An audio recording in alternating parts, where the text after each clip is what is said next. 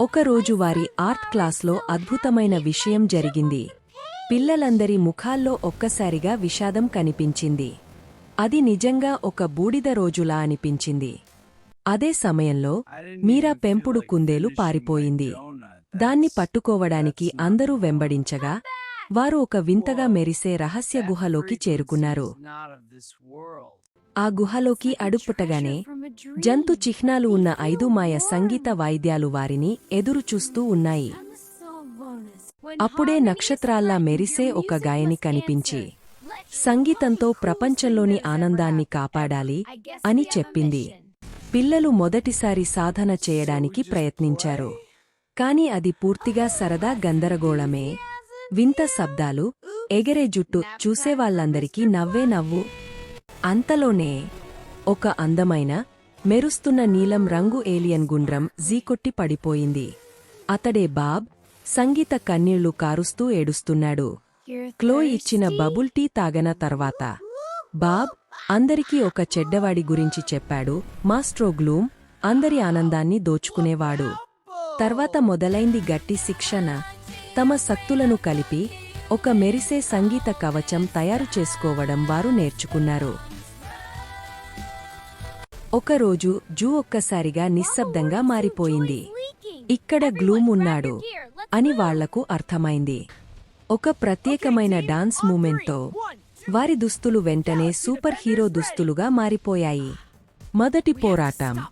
సంగీతం మరియు నక్క హోలోగ్రామ్ల సహాయంతో విషాదంగా ఉన్న కోతులను వారు కాపాడారు.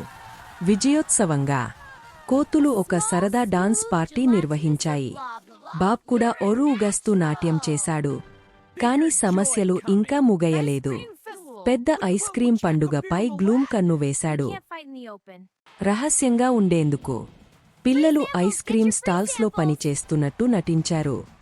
అప్పుడే గ్లూమ్ వచ్చి అందరి ఆనందాన్ని పీల్చడం ప్రారంభించాడు.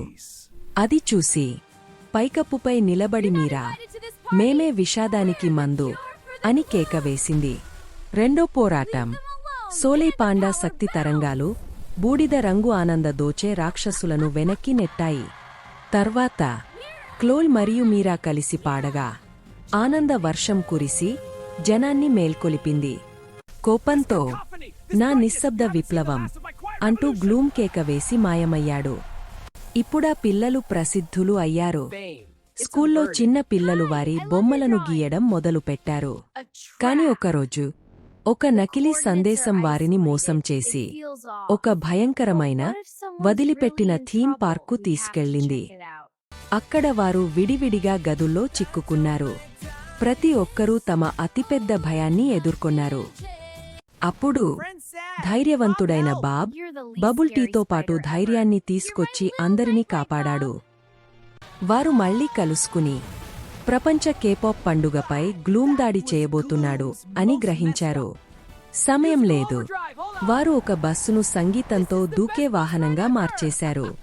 స్టేజ్ వెనుక గ్లూమ్ ప్రపంచాన్ని మొత్తం విషాదంతో గడ్డకట్టిస్తున్నాడు. చివరి పోరాటం. ఈ పాట అందరికోసం అంటూ వారు ముందుకు పరుగెత్తారు. వారి చివరి పాట షైన్ టుగెదర్ ****. ఆనందంతో నిండిన ఇంద్రధనుస్సు తుఫానుగా మారింది. అంతటి ఆనందాన్ని తట్టుకోలేక గ్లూమ్ హానిలేని సంగీత స్వరాలుగా విరిగపోయాడు. రంగులు తిరిగి వచ్చాయి. నవ్వులు మార్మోగాయి. ప్రపంచం మునుపటికంటే ఇంకా ప్రకాశించింది. వారి మాయ సంగీత వాయిద్యాలు అందమైన ఆభరణాలుగా మారిపోయాయి. తర్వాతిసారి కోసం వారు సిద్ధంగా ఉన్నారు. చివరి సరదా సీన్. డిస్కో బంతి టోపీ పెట్టుకున్న బాబ్ చిన్న కుక్కలకు డాన్స్ నేర్పిస్తున్నాడు. ఈ కథ మనకు బోధిస్తుంది, ఒక అందమైన పాటలాగా ఆనందాన్ని లోపల దాచుకుంటే దానికి నిజమైన విలువ ఉండదు. Don't forget to like, subscribe, share, and hit the bell icon. Like, subscribe, share, comment, and click bell icon.